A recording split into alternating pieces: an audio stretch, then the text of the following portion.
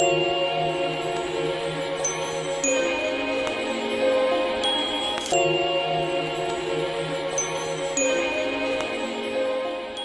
I'm Naomi Grey. I'm 23 years old from Borough Park, Brooklyn. I love sports. My team is the New York Giants. If you know me well, you already know that. Basketball, I'm a big Russell Westbrook fan. Russell Westbrook for MVP. Yeah, I love anything that has to do with competition. So tennis, Serena Williams all the way. Soccer, Manchester United. Yeah. I think women have definitely come up a lot in sports. Like, there's a lot of role models for us to look at these days, and I think that's something that's really great, because if you look back into the 90s and stuff, there weren't that many women. Like, you see one or two, especially when the WNBA came around. That's when you started probably seeing a lot more women. But right now we're doing our thing, and I think it's a great thing, because there's a lot of aspiring female sports reporters out there, me being one of them, and it's good to see that there are some women out there holding it down amongst the men in the sports world. Being a black journalist, I feel like I experienced more challenges being a female journalist in sports, because there's a lot of people who are doubting you and not expecting you to be as good as the males, and they don't think you have as much knowledge as men. And personally, I don't right now, because I just kind of started it, but I've definitely been grinding to get to where I want to be. I feel like I have to overachieve because I'm a female, especially because I'm a black female. There's a lot of people looking up to me, because you don't see a lot of black women on your TV. You don't see a lot of black women in sports. Yes, we have Carrie Champion, Jamel Hill, you know, the few names out there, but they're not dominating. And I want to be able to open doors for the future of women in sports journalism. So it's challenging. It's a lot of mental struggles, a lot of a mental game, just being confident within yourself, and yeah, it's hard out here.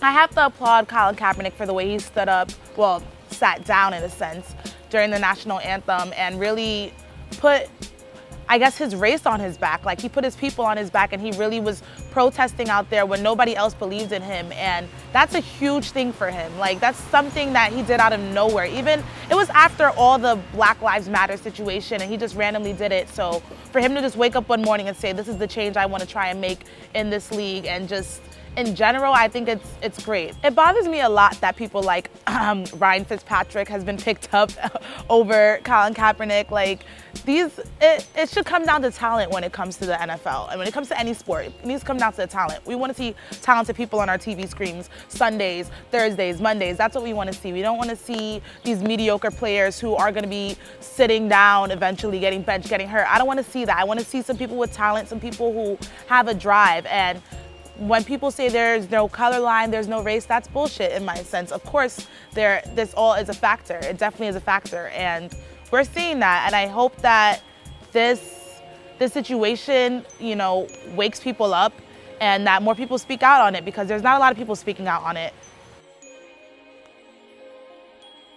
Lavar Ball is definitely bad for his son right now. Not in the fact that he's being a supportive father, but he's giving his son unwanted spotlight too soon. This kid hasn't even been drafted yet, and yes, he's been doing great in college, but you know that the big league is a total different realm. And now when he gets into the league, people are gonna be looking at him under a microscope. And if he doesn't suit up and do what he has to do, people are gonna be coming for him. You know how the media is. So it kind of is irritating to me that the media is giving this guy as much attention and just wasting our time listening to his antics. Like, let his son get on the court, play some ball, and then we could talk.